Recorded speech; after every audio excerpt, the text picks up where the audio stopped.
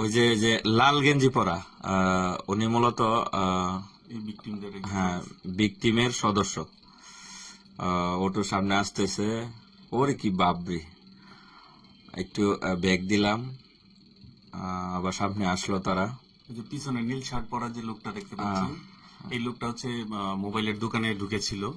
সে ঢুকে সকল কার্যক্রম করছিল। আর এখানে যে ভিডিওতে দেখতে পাচ্ছেন একটা ব্যাগ সহ যে হাত কাটা এবং ব্যাগ সহ এই লোকটি, এবং ওই যে পিছনের দিকে দেখেন একটা মাথায় চুল কম, চেক সাদা শার্ট এবং একটি ট্রাউজার পরা আর এক জোড়া জুতা পরা। এই যে একজন সিগারেট খাচ্ছে, উনিও চোর চক্রের সদস্য, তাই না? এবং এই দিক দিয়ে যাচ্ছে হচ্ছে ওই যে লাল গেঞ্জি পরা লোকটা, এটাও এদের সাথে জড়িত।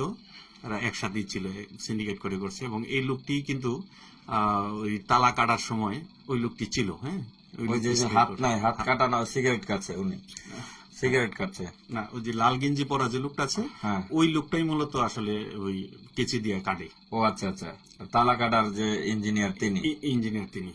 আর যে যে ব্যাগ নিয়ে দাঁড়িয়ে আছে, ওর এখানে মূলত তালা কাটার মেশিনটা আছে। ও আচ্ছা আচ্ছা, প্রথমে স্প্রে করছে, তারপর ওই যে লাল গেঞ্জি এই তার মেশিন দিয়ে তালাটা কাটছে।